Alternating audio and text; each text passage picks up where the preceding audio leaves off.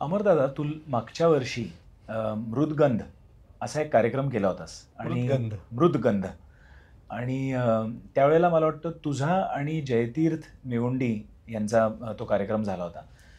कारण की अलीकडे मी अजून एक ॲड पण बघितली आहे, गौरव भिडे प्रस्तुत मृदगंध, आणि त्याच्यामध्ये तुम्ही दोघंही आहात. एक शनिवार 21 जून आहे तर आणि ती सकाळची मैफल आहे, त्यामुळे आम्ही जे शास्त्रीय संगीत त्यातला जो पार्ट असेल तर त्याच्यात सकाळचे राग काही आम्हाला वाजवण्याची, कारण हल्ली थोड्याशा सकाळच्या मैफली कमी झाल्यात.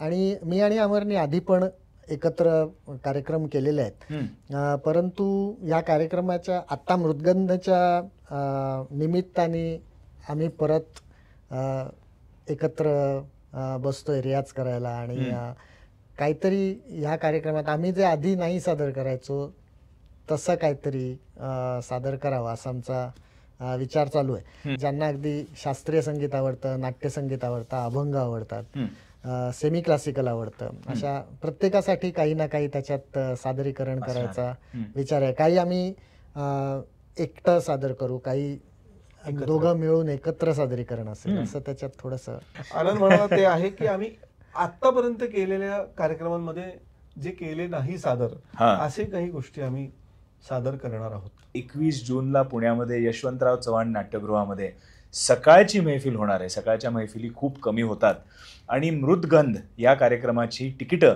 ही bookmyshow.com वर तुम्हाला मिळणार आहेत.